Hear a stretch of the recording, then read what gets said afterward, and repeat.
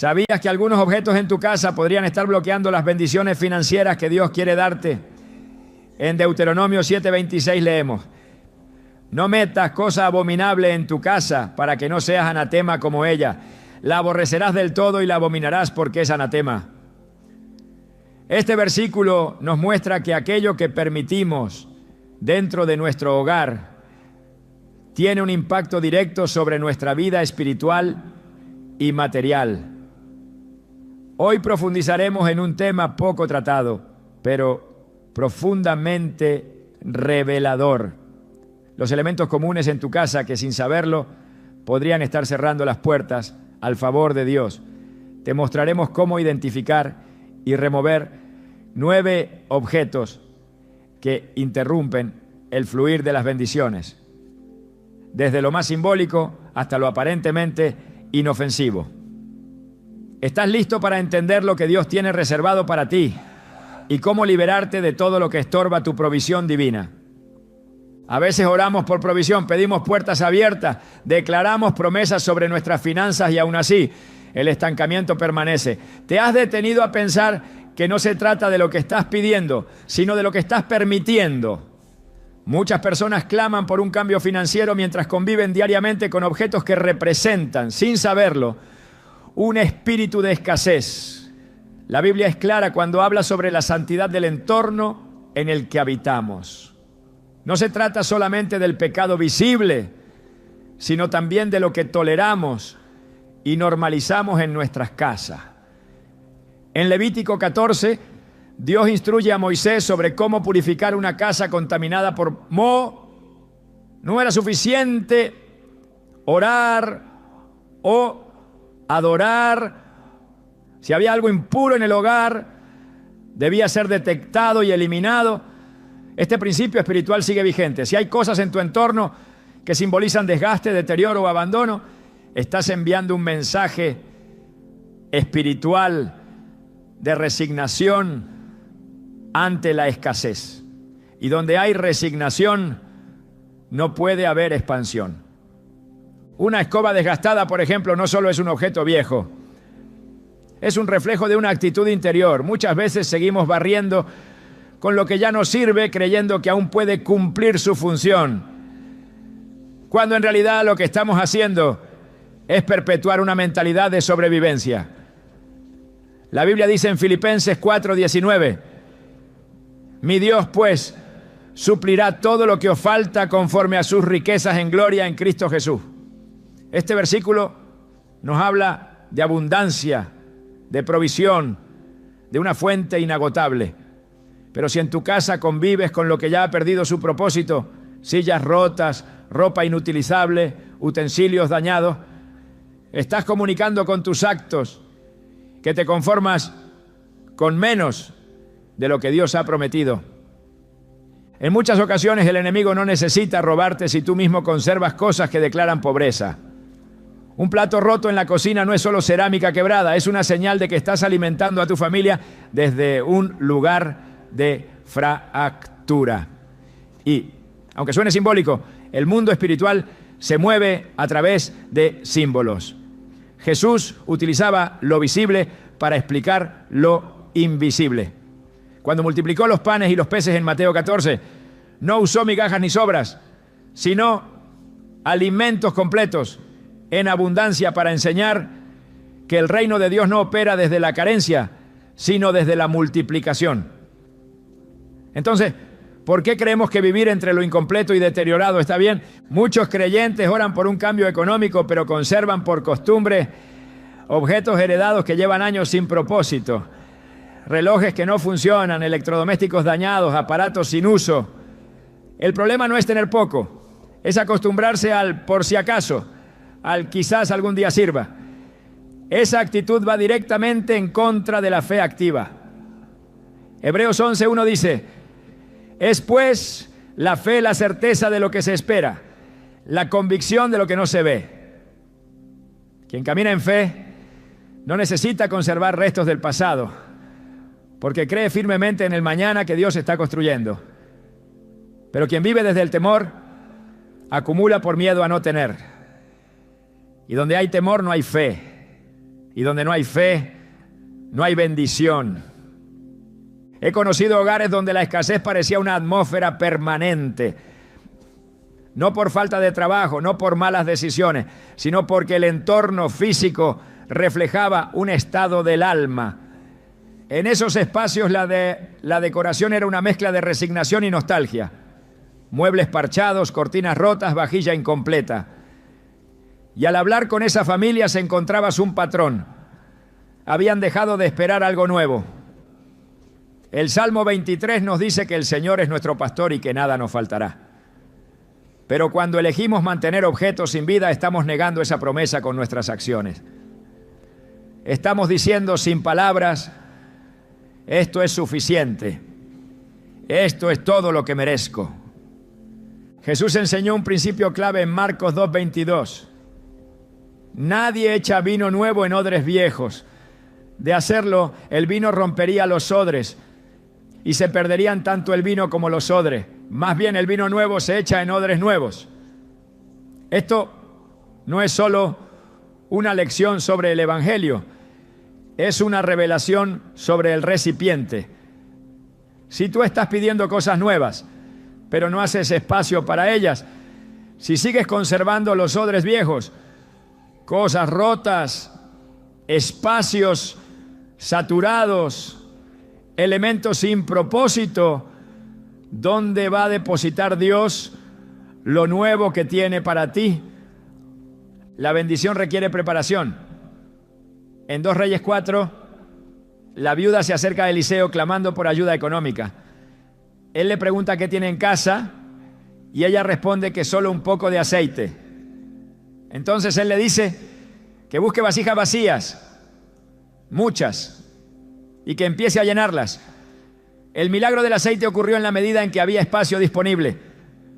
Si no hay vasijas limpias, preparadas, listas, el aceite no se multiplica. Esa enseñanza es poderosa.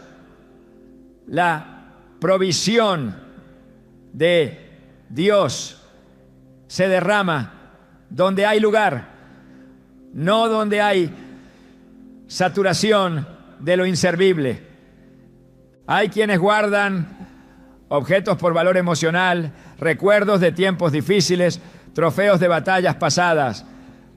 Pero si ese recuerdo está vinculado a dolor, escasez o pérdidas, no estás honrando la memoria, estás perpetuando una maldición. El profeta Isaías dijo: no os acordéis de las cosas pasadas, ni traigáis a la memoria las cosas antiguas. He aquí que yo hago cosa nueva, pronto saldrá a luz. Isaías 43, 18 a 19. Dios no puede hacer algo nuevo en un lugar lleno de cosas viejas que gritan trauma, pérdida o ruina. La memoria del fracaso no debe estar colgada en tu pared, ni archivada en tu armario. Hay casas en las que cada rincón habla. Entra a la visita y se encuentra con una imagen torcida, una lámpara sin foco, un estante con polvo acumulado. Aunque no lo digan con palabras, esos objetos predican escasez, abandono y estancamiento. ¿Cómo puede fluir la bendición en un lugar que profesa ruina visual? En Deuteronomio 28, Dios promete bendiciones abundantes a los que obedecen su voz. Bendito serás tú en la ciudad y bendito tú en el campo. Bendito el fruto de tu vientre, el fruto de tu tierra, el fruto de tus bestias. Benditas serán tu canasta y tu arteza de amasar. Si hay bendición para tu canasta, ¿por qué la usas rota? Si Dios quiere bendecir tus herramientas, ¿por qué? ¿Por qué permites que se oxiden? Lo que permites en tu casa, permites en tu vida. Y muchas veces no necesitas un cambio de ciudad, un nuevo trabajo o una inversión milagrosa. Lo que necesitas es limpieza espiritual que se manifieste en acción física. No se trata de vivir en lujo. Se trata de vivir con dignidad, de usar lo que sirve, de honrar a Dios con lo que tienes. En 1 Corintios 10:31 se nos exhorta: así que ya comáis o bebáis o hagáis cualquier otra cosa, hacedlo todo para la gloria de Dios. ¿Glorifican a Dios las cosas que permites que habiten contigo? ¿O simplemente están allí porque te has resignado? En el Antiguo Testamento, cuando Dios le dio instrucciones al pueblo para construir el tabernáculo, fue extremadamente detallado. No dijo con lo que tengan, dijo exactamente cómo debían ser los materiales, las medidas, los ornamentos. Porque Dios es un Dios de propósito, de orden, de belleza. No es legalismo, es honra. Cuando cuidas lo que tienes, cuando inviertes en lo necesario, cuando desechas lo que ya no sirve, estás diciendo, estoy listo para lo nuevo. Es una declaración de fe silenciosa, pero poderosa. Incluso el profeta Ageo lo dijo con firmeza cuando el pueblo dejó de edificar la casa de Dios. Sembráis mucho y recogéis poco, coméis y no os saciáis. El que trabaja a jornal recibe su jornal en saco roto. Ageo 1:6. No es esa la experiencia de muchos. Trabajan duro, se esfuerzan y aún así el dinero se esfuma. El profeta continúa diciendo que todo eso sucede porque han descuidado la casa de Dios. Y aunque esa palabra hablaba del templo físico, hoy también podemos aplicarla al templo espiritual de nuestras casas. ¿Tu casa honra a Dios o refleja abandono, desgaste y resignación? Cuando permites que la escoba vieja siga en uso, estás diciendo, esto es suficiente. Cuando sigues usando toallas rotas, cubiertos mellados, objetos inútiles, estás repitiendo sin querer, esto es lo que merezco. Pero el Espíritu Santo te recuerda hoy que no naciste para la escasez, que fuiste creado para administrar bendición, que tu entorno debe reflejar la abundancia del reino, aunque tus ingresos aún no lo hagan. Porque la honra siempre precede a la provisión. Porque la fe se demuestra con hechos. Hoy es el día de revisar cada rincón, no solo por higiene, sino por obediencia. Porque Dios quiere derramar, pero necesita recipientes limpios. Porque el aceite está listo, pero necesita vasijas disponibles. Porque el vino nuevo ya está fermentado en lo celestial, esperando un odre nuevo en lo terrenal. Y si tú limpias, si tú desechas, si tú honras, entonces el cielo responderá. Porque donde hay honra, hay multiplicación. Donde hay fe activa, hay intervención divina. Y donde hay obediencia, las puertas del cielo no solo se abren, se desbordan. Hay objetos que no solo ocupan espacio físico, sino que abren puertas espirituales sin que te des cuenta. Están allí presentes en paredes, repisas y muebles, camuflados como decoración, recuerdo o arte, pero representan pactos antiguos, doctrinas ocultas o idolatrías que contradicen directamente los principios del reino de Dios. Muchas veces se permite su presencia por ignorancia, por costumbre cultural o por desconocimiento espiritual, pero su efecto es real. Bloquean la bendición, corrompen la atmósfera espiritual del hogar y atraen lo contrario a la provisión divina. Desde el principio de la historia bíblica, Dios fue muy claro sobre los símbolos y objetos que el pueblo debía evitar. En Deuteronomio 7:25-26 dice: las esculturas de sus dioses quemarás en el fuego. No codiciarás plata ni oro de ellas para tomarlos para ti, para que no tropieces en ello, pues es abominación a Jehová tu Dios. Y no traerás cosa abominable a tu casa, para que no seas anatema como ella. La aborrecerás del todo y la abominarás, porque es anatema. Este mandato no fue simbólico ni opcional. Era una advertencia directa. Lo que traes a tu casa puede convertir tu hogar en anatema, en objeto de maldición.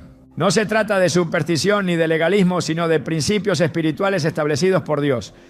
Todo objeto tiene una carga, una historia, una identidad espiritual. Algunas piezas decorativas fueron creadas con intenciones completamente alejadas de Dios.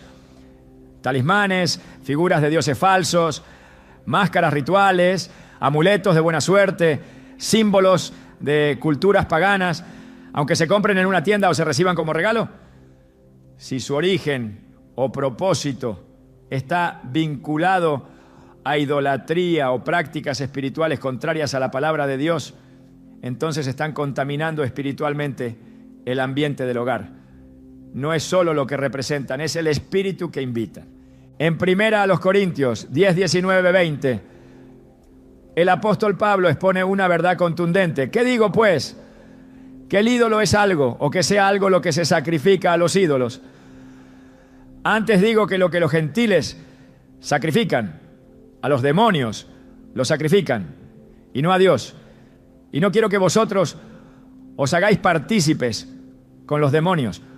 Aquí Pablo deja en claro que detrás de todo símbolo pagano, detrás de todo sacrificio idolátrico, pues hay realidades espirituales ocultas. Y si alguien trae esos símbolos a su casa, aunque no los adore conscientemente, que está compartiendo espacio espiritual con aquello que fue ofrecido a lo inmundo. Los hogares son lugares de autoridad espiritual. Desde el Génesis, Dios establece que el hogar es un espacio sagrado, un lugar de reposo, de comunión, de enseñanza y de bendición. El enemigo sabe que si logra alterar la atmósfera de ese lugar, puede afectar la mente, el ánimo, la salud y las finanzas de quienes habitan allí. Por eso busca camuflar su influencia en lo decorativo, en lo cultural, en lo aparentemente inofensivo. Pero las Escrituras nos enseñan que no podemos ignorar las maquinaciones del enemigo, 2 Corintios 2:11, y que parte de caminar en luz es discernir lo que habita con nosotros. En muchos hogares hay objetos que contradicen el espíritu de provisión y bendición.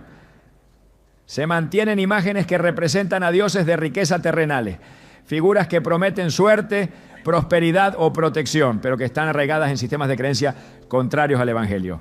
Dios no comparte su gloria con nadie. Isaías 42:8 dice: yo, Jehová, este es mi nombre, y a otro no daré mi gloria ni mi alabanza a escultura. El solo hecho de tener un objeto que usurpa el lugar de proveedor, protector o guía en tu vida es una ofensa directa a la soberanía de Dios. Y donde hay idolatría no puede haber bendición. El enemigo no necesita que se adore conscientemente a un ídolo. Le basta con que haya acuerdo espiritual.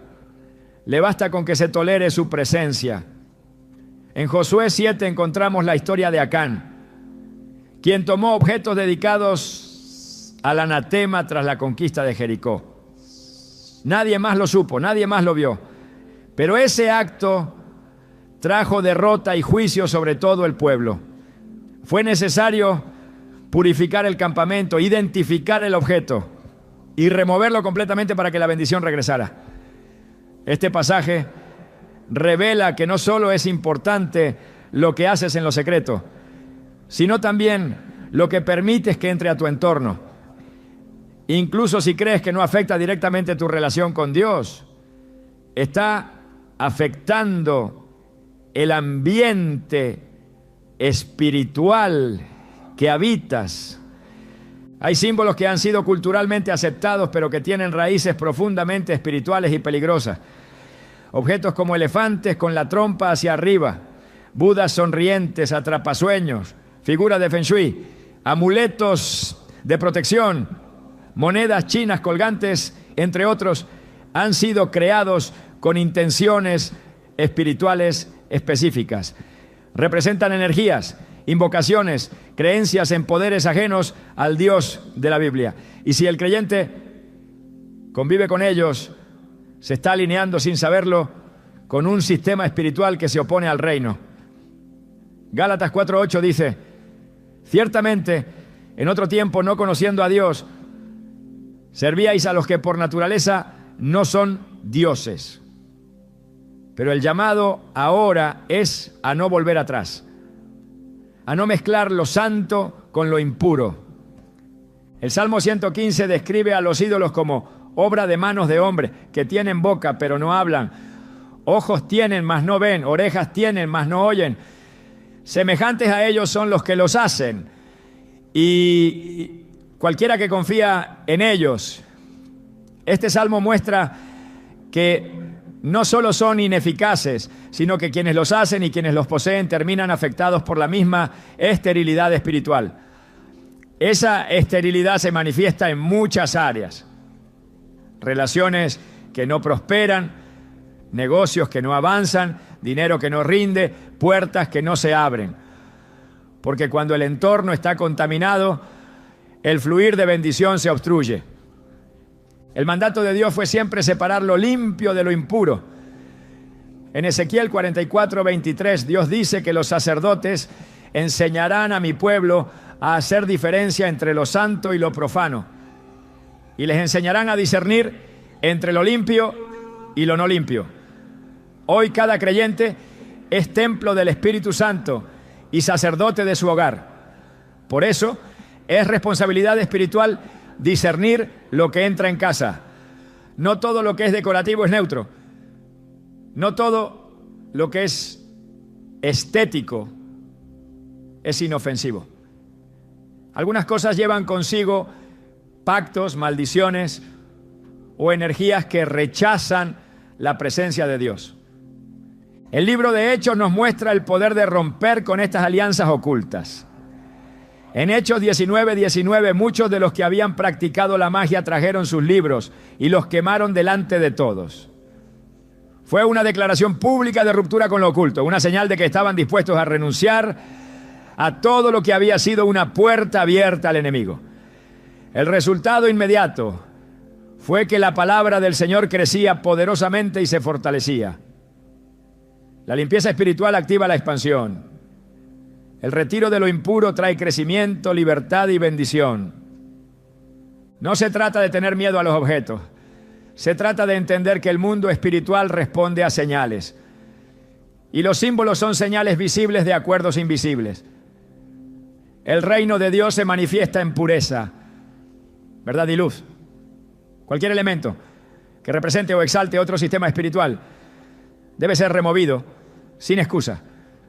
No importa el valor económico, no importa la estética, no importa el recuerdo. Si contradice la santidad de Dios, es anatema. Y si es anatema, impide la bendición. En la actualidad, muchos hogares tienen elementos de culturas orientales, africanas, egipcias o esotéricas como parte de su decoración. Se argumenta que son arte, que son expresiones culturales, que son simplemente piezas exóticas. Pero si esas figuras fueron diseñadas para representar deidades, rituales o energías, entonces su presencia representa una invitación espiritual. Y si hay una invitación espiritual contraria al reino, entonces el Espíritu Santo se retira. Y cuando el Espíritu se retira, el vacío es llenado por otras fuerzas que nunca traerán paz ni provisión. Jesús fue tajante al decir: ninguno puede servir a dos señores, porque o aborrecerá al uno y amará al otro. Mateo 6:24. Este principio aplica también a lo que se honra en casa. O se honra al Dios vivo, o se toleran objetos que honran otros sistemas. No hay punto medio, no hay espacio compartido. El altar del hogar debe ser limpio, sin mezcla, sin interferencias, porque la bendición de Dios requiere un ambiente sin competencia espiritual. Cada rincón del hogar debe reflejar la gloria de Dios. No puede haber cuadros que exaltan la sensualidad, libros que promueven filosofías humanas, símbolos que invocan fuerzas ajenas. Todo debe ser filtrado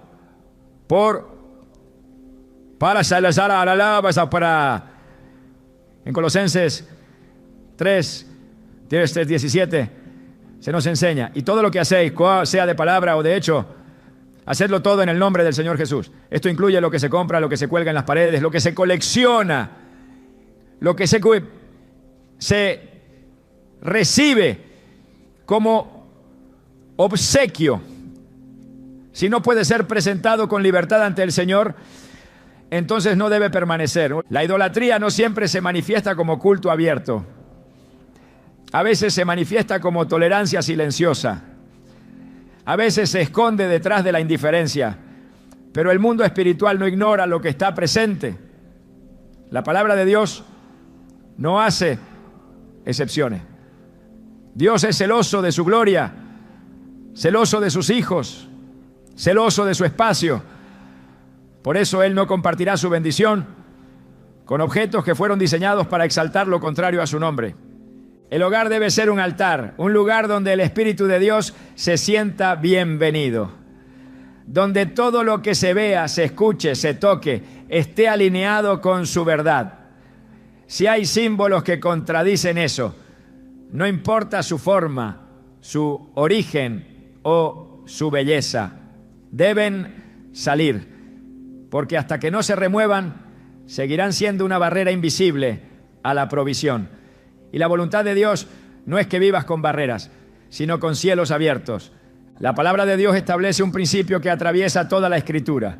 Donde hay orden hay presencia divina, y donde hay presencia divina hay provisión.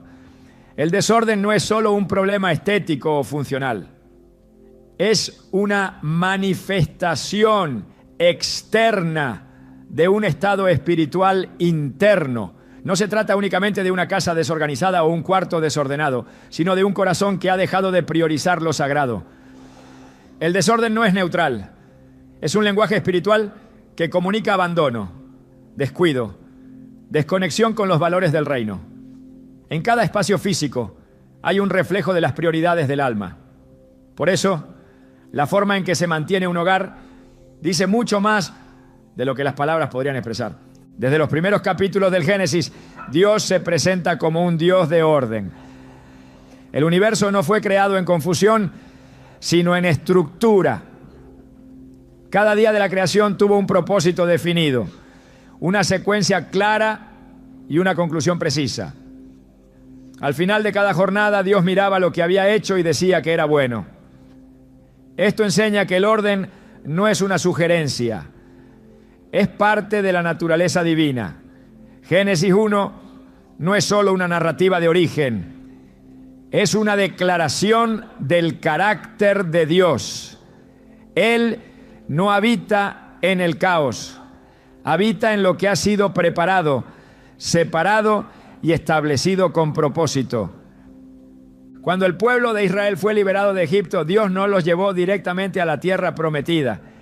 Primero estableció leyes, instrucciones, diseños. Uno de los mandatos más detallados fue la construcción del tabernáculo.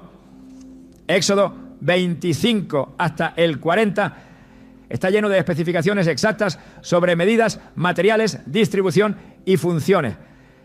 Cada elemento debía estar en su lugar. Cada objeto debía cumplir un propósito.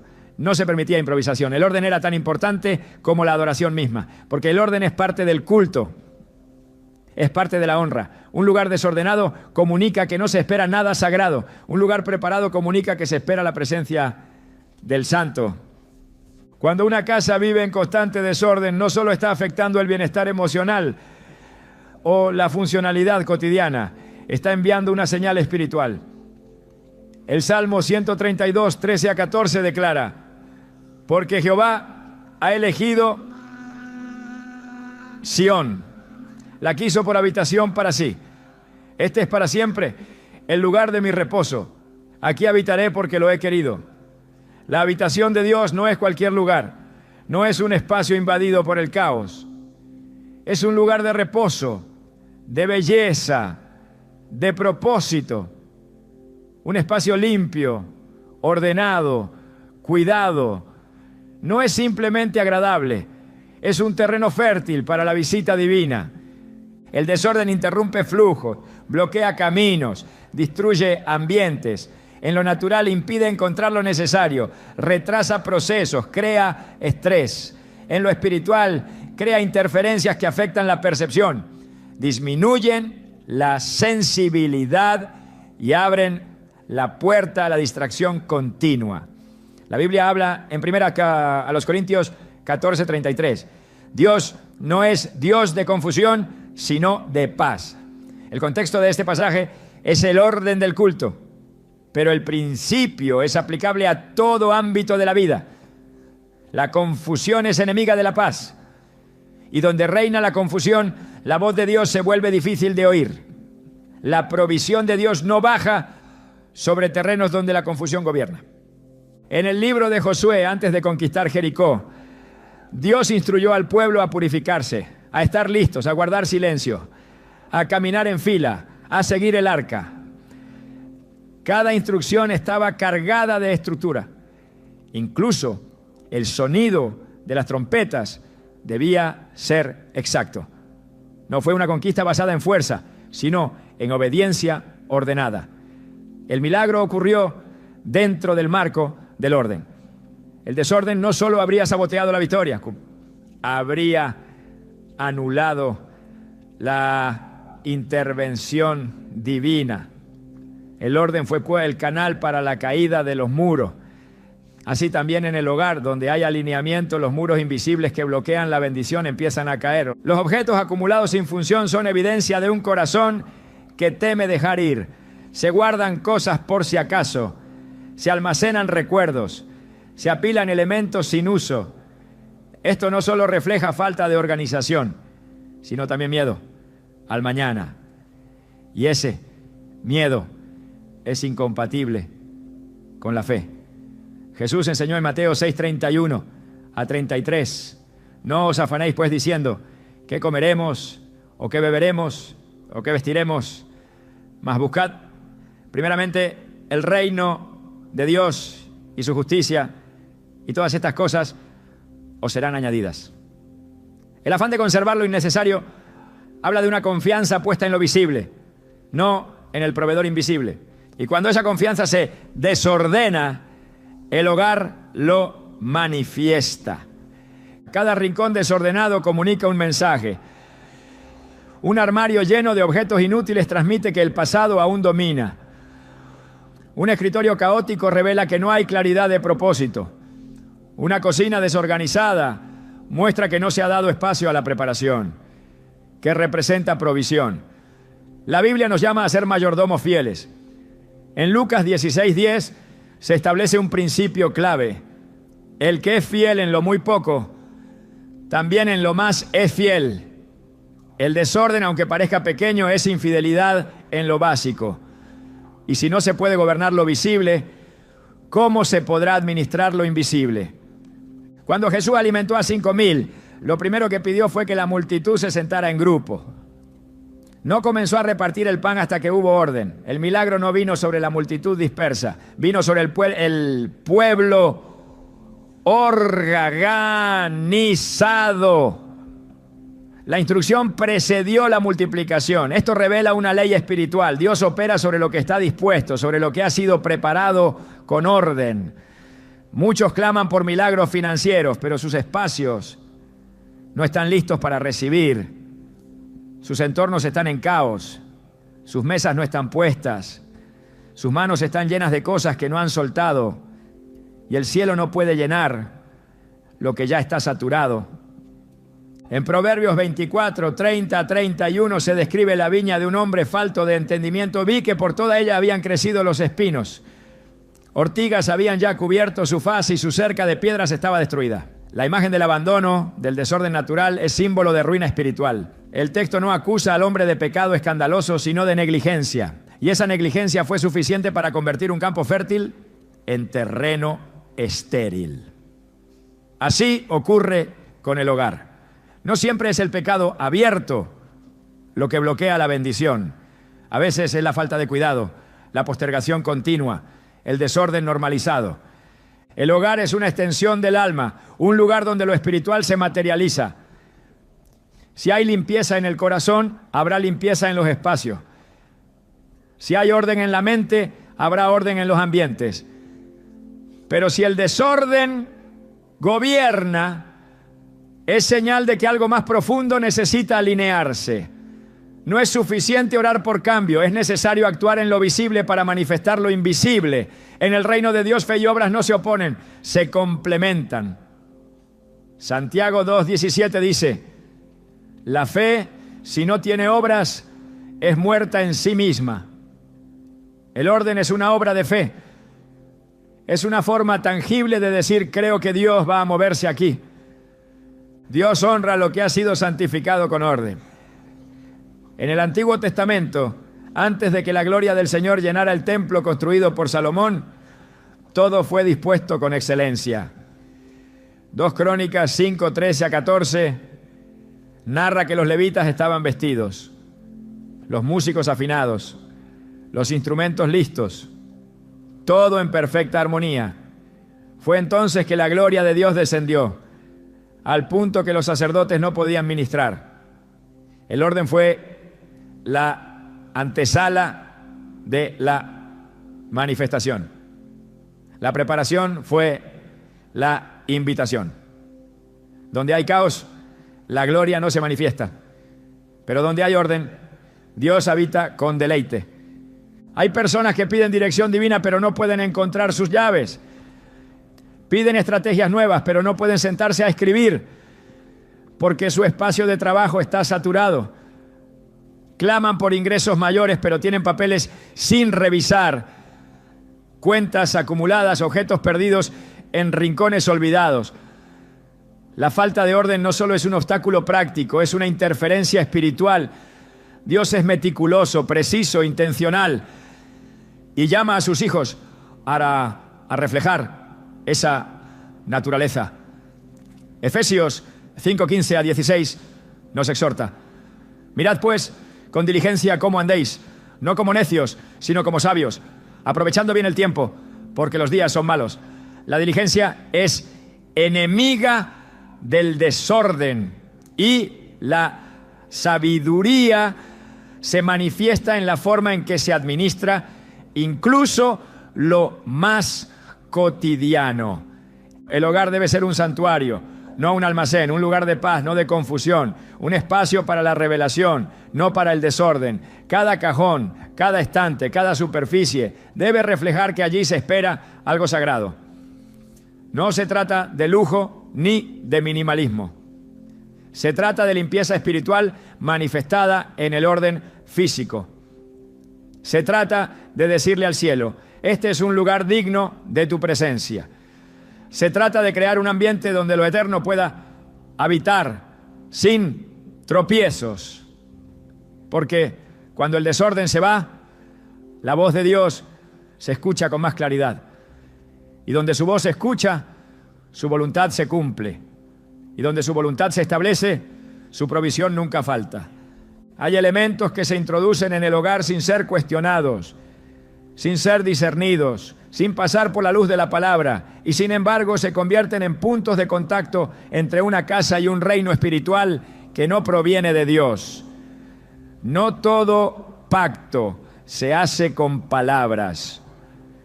Muchos pactos se establecen por acuerdo silencioso, por permisividad inconsciente, por ignorancia de los principios espirituales que gobiernan el mundo invisible.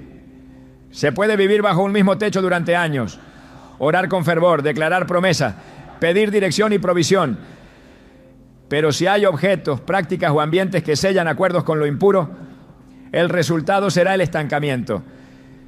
No porque Dios no quiera bendecir, sino porque hay territorios que, aunque humanos los habiten, espiritualmente pertenecen a otro Señor. La Biblia está llena de advertencias que no apelan únicamente a lo evidente, sino a lo oculto. En Oseas 4:6 Dios declara: mi pueblo fue destruido porque le faltó conocimiento. No dice que fue destruido por rebeldía, sino por ignorancia. Y es justamente esa ignorancia la que permite que elementos con peso espiritual se acomoden en una casa sin ser percibidos como peligrosos. La ignorancia no anula la consecuencia. Lo que no se conoce aún opera. Lo que no se ve aún afecta. Y lo que no se discierne aún tiene poder sobre el ambiente. El mundo espiritual no se rige por la intención, sino por la legalidad.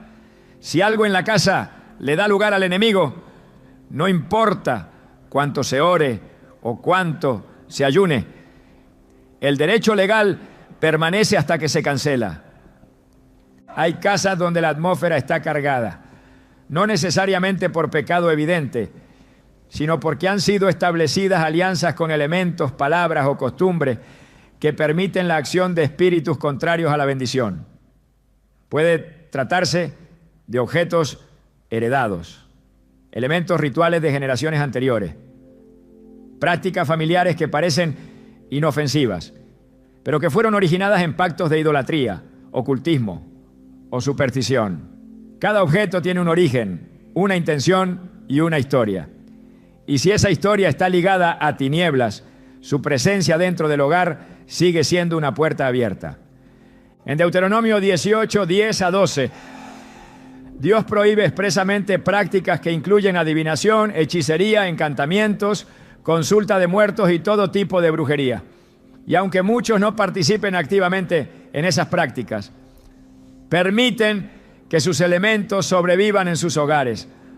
Cartas, libros, talismanes, símbolos, incluso imágenes que fueron usadas para invocaciones pasadas.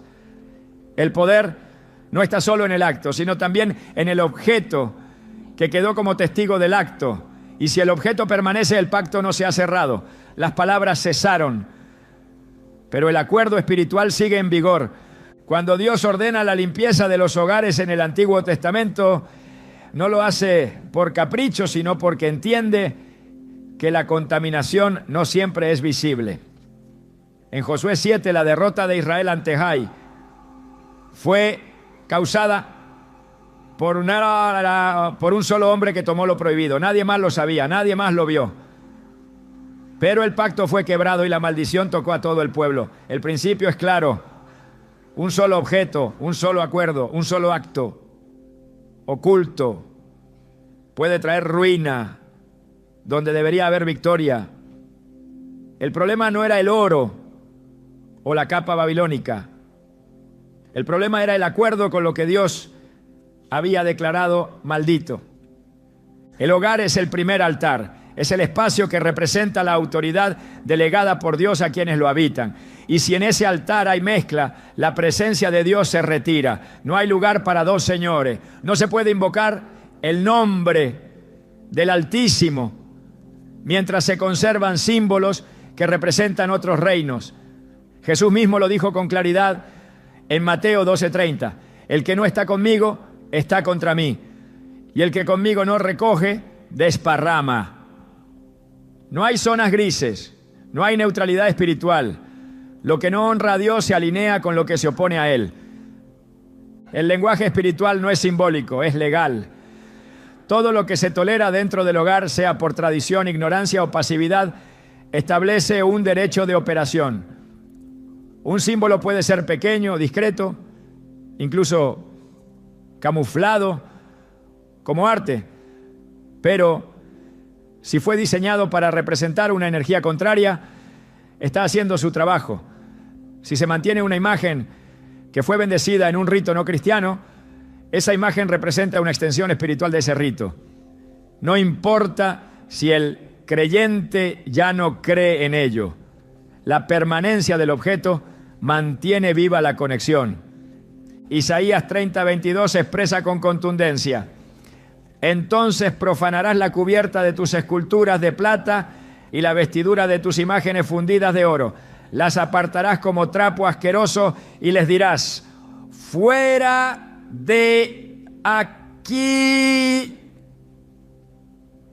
Esta declaración no es poética, es literal, es una orden de separación total, de rechazo absoluto. No se puede reformar lo que fue contaminado desde el origen. No se puede consagrar algo que fue creado para lo impuro. Hay cosas que no se restauran, se eliminan, porque mientras estén presentes, pues siguen ejerciendo influencia. Los acuerdos espirituales no conscientes también pueden establecerse a través de palabras pronunciadas dentro del hogar. Palabras que maldicen el futuro, que declaran escasez, que perpetúan ciclos.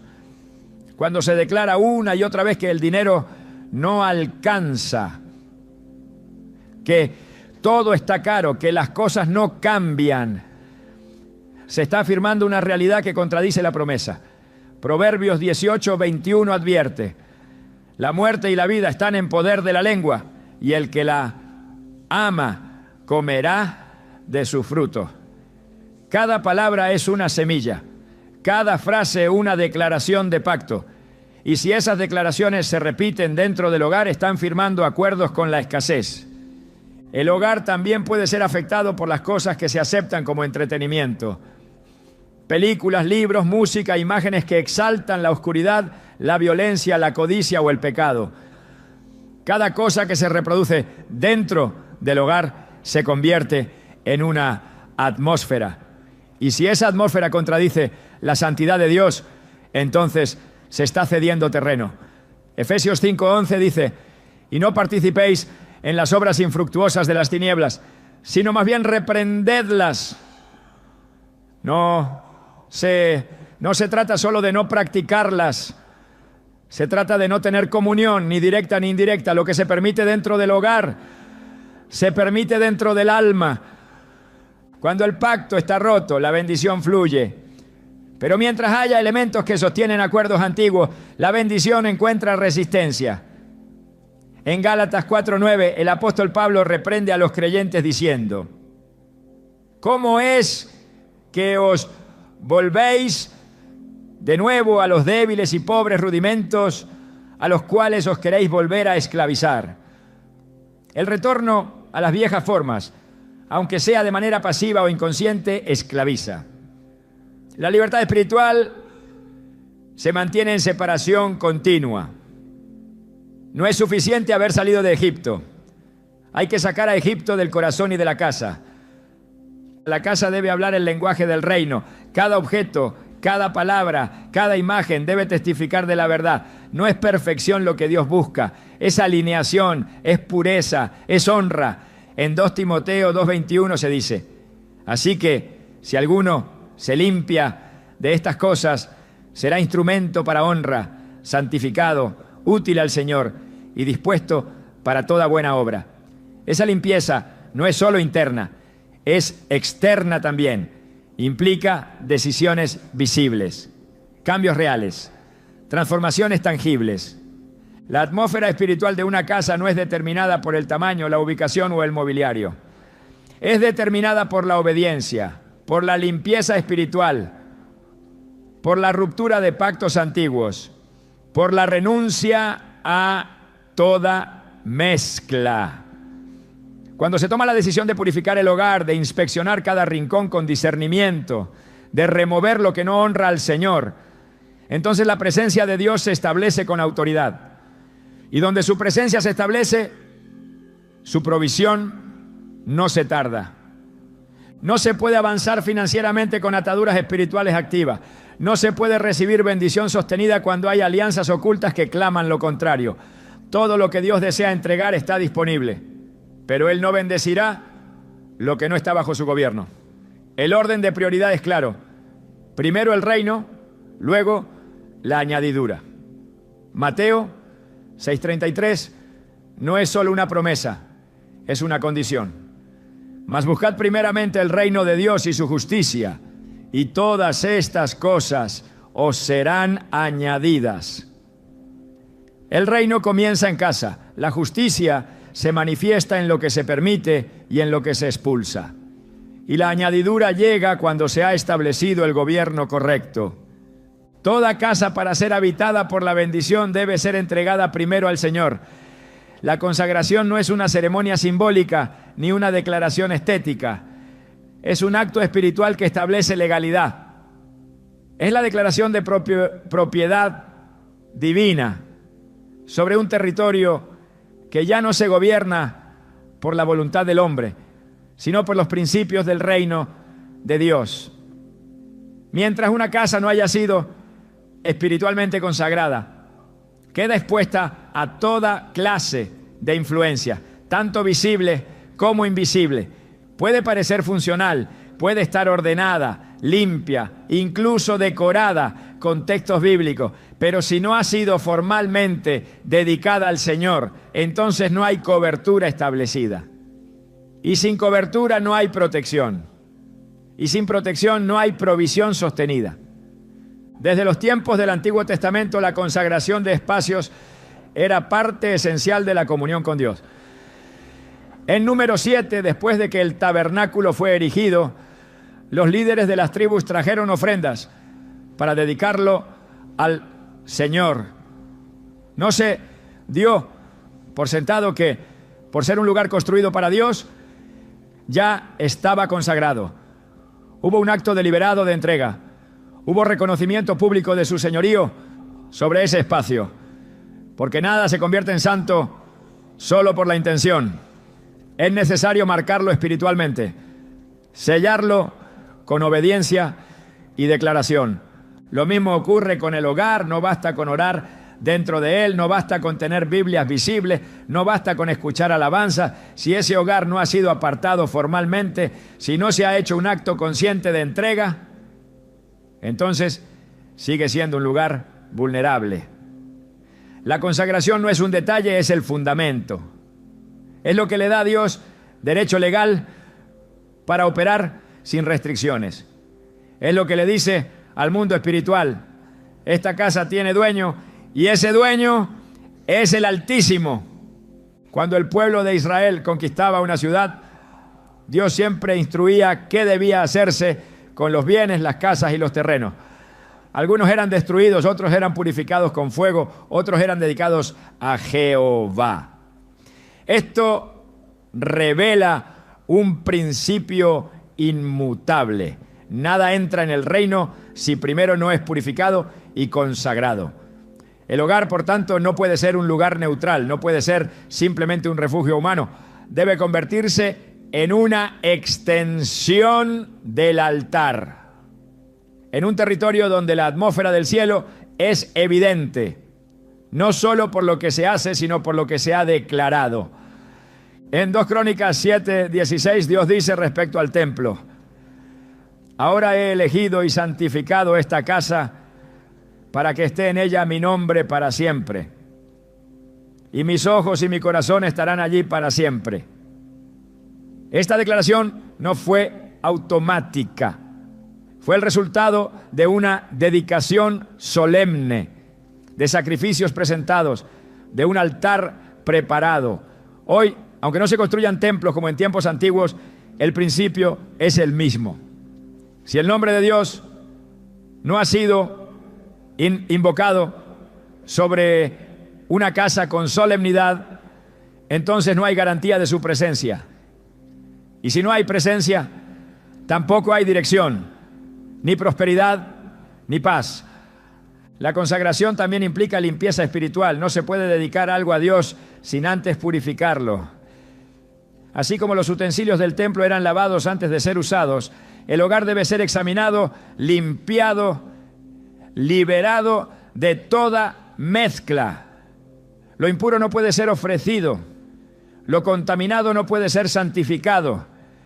Isaías 52:11 proclama: apartaos, apartaos, salid de ahí, no toquéis cosa inmunda, salid de en medio de ella, purificaos los que lleváis los utensilios de Jehová. Cada habitación, cada objeto, cada rincón debe ser incluido en este acto de consagración. Nada queda fuera, nada debe permanecer oculto, todo debe ser traído a la luz, rendido, entregado. Consagrar la casa también implica establecer un altar, no necesariamente físico, pero sí espiritual, un punto de encuentro entre la familia y Dios, un espacio de oración, de intercesión, de lectura de la palabra. Cuando no hay altar, la presencia de Dios no tiene dónde reposar. El altar representa comunión continua, representa dependencia, representa reconocimiento. En Génesis 12:7-8, Abraham construyó altares en cada lugar donde Dios le hablaba. No solo escuchaba la voz, respondía con acciones visibles. Así debe ser el hogar consagrado. Un lugar donde la voz de Dios no solo se busca, sino que se honra con rendición. Cada palabra que se pronuncia en una casa consagrada tiene un peso distinto. Cada oración tiene otra autoridad. Cada acto de fe tiene otra dimensión. Porque ya no es solo un espacio físico, es un territorio espiritual bajo el gobierno del reino. La atmósfera cambia, el descanso cambia, la provisión comienza a fluir con mayor claridad porque hay una puerta abierta entre el cielo y la tierra. Malaquías 3:10 promete: abriré las ventanas de los cielos y derramaré sobre vosotros bendición hasta que sobreabunde. Pero esa promesa es para quienes honran al Señor con todo, incluyendo el espacio donde habitan. Una casa consagrada también se protege, no se permite cualquier cosa en su interior, se cuida lo que entra por puertas, ventanas y pantallas, se filtran las conversaciones, las imágenes, los sonidos, porque lo que se introduce en una casa consagrada contamina o edifica. El enemigo buscará continuamente acceso, pero si hay vigilancia espiritual, si hay oración constante, si hay obediencia, entonces no podrá entrar. Proverbios 4:23 lo resume así: sobre toda cosa guardada, guarda tu corazón, porque de él mana la vida. El corazón del hogar es su atmósfera espiritual, y esa atmósfera se protege intencionalmente. La consagración no es un evento único, es una decisión diaria, es un mantenimiento constante, es un acto continuo de recordarle al mundo espiritual que esa casa le pertenece a Dios. Es renovar el pacto, es afirmar el señorío del Padre en cada acción. Romanos 12:1 nos enseña a presentar nuestros cuerpos como sacrificio vivo, santo y agradable.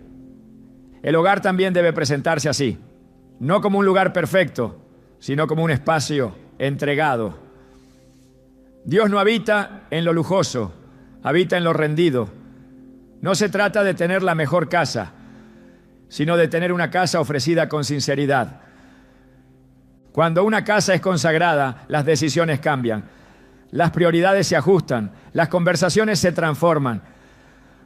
La forma en que se administra el dinero, el tiempo y los recursos refleja el nuevo gobierno. Porque donde Dios habita, no hay espacio para lo que divide, lo que contamina o lo que empobrece. La consagración no es una formalidad religiosa, es un acto radical de transferencia de autoridad.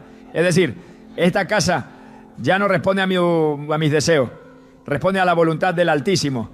Y cuando eso sucede, lo que era común se convierte en sagrado. La prosperidad no llega a un ambiente que no honra al dador. La multiplicación no se establece donde no hay altar. La provisión no permanece donde no hay rendición. Todo comienza cuando el hogar se convierte en templo. No con muros de piedra, sino con corazones inclinados. No con incienso, sino con obediencia. No con rituales, sino con consagración verdadera. Entonces el aceite fluye. Entonces el maná cae. Entonces la nube reposa. Porque Dios habita donde es bienvenido, donde se le entrega todo, donde se le da no solo un lugar, sino la totalidad del gobierno. La fidelidad en lo pequeño no es un detalle menor en el reino de Dios. Es la base sobre la que se construyen los grandes encargos. Lo mínimo que conservas en tu casa, lo que toleras por costumbre, lo que decides pasar por alto, puede estar enviando un mensaje claro al cielo: no estoy preparado para más. Jesús lo dijo sin ambigüedades: el que es fiel en lo muy poco, también en lo más es fiel. Lucas 16:10. Esa afirmación no es simbólica, es una declaración de estructura espiritual. Dios observa los gestos más simples, los hábitos cotidianos, los objetos insignificantes, y desde ahí evalúa la capacidad de administración. Una casa que guarda lo roto, lo sucio, lo dañado, no refleja únicamente una condición externa, revela una mentalidad que ha normalizado la falta. Y donde se normaliza la falta, se neutraliza la fe, porque la fe verdadera no espera tener más para actuar con excelencia. La fe se expresa limpiando lo poco, cuidando lo poco, invirtiendo en lo poco. En el reino, lo pequeño no es irrelevante, lo pequeño es una prueba, lo pequeño es una llave. Y muchas veces lo que bloquea lo grande es la negligencia con lo pequeño. Cuando el profeta Eliseo preguntó a la viuda qué tenía en casa, ella respondió: Tu sierva ninguna cosa tiene en casa sino una vasija de aceite. 2 Reyes 4:2. Lo mínimo que quedaba en su hogar era, en realidad, todo lo que necesitaba para activar la provisión de Dios. No hubo multiplicación hasta que ese poco fue reconocido, ofrecido y utilizado conforme a la instrucción divina. Si ella lo hubiera menospreciado, el milagro nunca habría comenzado. Así ocurre con lo que parece mínimo en tu casa. Un mueble bien cuidado, un rincón en orden, una herramienta útil, un gesto de honra con lo que posee, puede convertirse en el punto exacto desde el cual Dios decide derramar lo nuevo. El principio no cambia. Quien desprecia lo poco no está listo para lo mucho. Y eso no se aplica únicamente a lo material, sino también al corazón. Porque el manejo de lo visible es un reflejo de lo invisible. Jesús, al enseñar sobre los talentos, mostró que al siervo que fue fiel con 5 talentos, se le dieron 5 más. Pero al que enterró el único que tenía le fue quitado. No perdió el talento por haber pecado abiertamente, sino por haber deshonrado lo pequeño que se le confió. Cada objeto en tu casa, cada hábito de cuidado o descuido, cada decisión que tomas con lo que tienes hoy, está escribiendo el nivel de confianza que el cielo puede depositar en ti mañana. Dios no multiplica en desorden ni derrama sobre el descuido. Él se mueve donde hay honra. Y la honra no se demuestra únicamente en la alabanza, sino en la administración. Si estás esperando bendición financiera, pero vives rodeado de pequeños actos de desinterés, entonces estás contradiciendo tu propia oración. No se trata de tener mucho, se trata de ser excelente con lo que tienes. Porque si lo mínimo no es suficiente para provocar honra, lo mucho tampoco lo será. Quien honra lo poco abre la puerta al mucho. Quien limpia lo mínimo prepara espacio para lo eterno. Y quien administra lo que hoy parece invisible está siendo observado por el Dios que todo lo ve. Todo lo que has permitido permanecer en tu casa ha estado hablando espiritualmente, aunque nunca haya emitido una palabra. Los objetos, las atmósferas, las omisiones y los detalles que parecían inofensivos se convierten en voces. Un hogar no solo guarda personas, guarda intenciones. Y cada decisión dentro de ese espacio está enviando señales, no solo a quienes lo habitan, sino al cielo y al mundo espiritual. Hay casas que silenciosamente predican abandono. Otras predican honra. Algunas manifiestan pacto. Otras gritan confusión. La pregunta es, ¿qué está predicando tu casa hoy? La Escritura dice que la maldición nunca viene sin causa. Proverbios 26:2. Esta verdad permanece vigente en todos los ámbitos. No hay escasez que no tenga raíz, no hay bloqueo financiero sin una puerta abierta. Y muchas veces esa puerta no está afuera, sino adentro, en lo que toleras, en lo que justificas, en lo que ignoras. No se trata solo de identificar lo que debe salir. Se trata de aprender a vivir como un portador consciente de atmósfera. Porque el hogar no es solo un lugar físico, es una declaración espiritual permanente. Y cuando esa declaración no está alineada con el reino, las bendiciones no tienen espacio para manifestarse. Hay un tipo de obediencia que se activa con la limpieza. No porque la limpieza sea un fin en sí misma, sino porque es una señal de rendición. Cuando el corazón decide que lo que ocupa espacio sin propósito ya no tendrá lugar, entonces el espíritu encuentra caminos para entrar. Lo que sale del hogar crea vacío. Y ese vacío, si ha sido santificado, se convierte en lugar sagrado para que el cielo intervenga. No es el objeto lo que transforma, es el acto espiritual de decisión lo que cambia todo. En el libro de Ezequiel, el profeta es llevado por Dios a contemplar las abominaciones dentro del templo. No estaban en la calle, no estaban en el palacio, estaban dentro de un espacio sagrado. Eso no solo revela lo que el hombre tolera, revela cómo lo sagrado puede contaminarse cuando se deja de discernir. Ezequiel 8 muestra que aún los ministros, aún los que decían servir a Dios, mantenían ídolos secretos en lugares ocultos. Esto nos enseña que el entorno no es lo que define la santidad de una casa. Es la pureza que se guarda en secreto, lo que se permite cuando nadie más ve, lo que realmente determina si Dios puede habitar allí con libertad. Consagrar el hogar no es limpiar una vez, es levantar un altar continuo. Es asumir la responsabilidad diaria de guardar un territorio para Dios. Es vivir entendiendo que tu techo no solo te cubre del clima, también es una cobertura espiritual que debe ser vigilada. Si tu casa es un lugar donde se honra al Señor, donde lo visible y lo invisible están bajo su gobierno, entonces no vivirás desde la escasez, porque la provisión no comienza con una transferencia económica, comienza con un entorno preparado, limpio, vigilado y rendido. A veces el mayor acto de guerra espiritual no es un clamor a gritos, ¿no?, sino un acto silencioso de obediencia. Tirar una escoba vieja, soltar una figura que no honra a Dios, romper una costumbre heredada, dejar ir lo que ya no representa vida.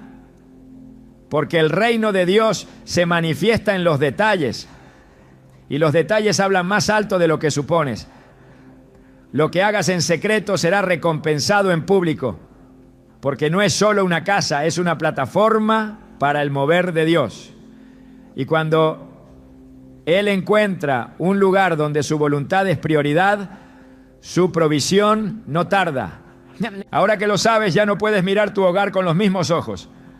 No porque debas entrar en temor, sino porque ahora tienes luz.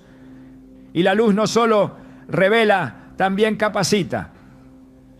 Lo que decidas hacer con esta revelación determinará la atmósfera que te rodea y la provisión que te alcanza. Porque todo comienza en casa. Y cuando tu casa habla bendición, el cielo responde sin resistencia.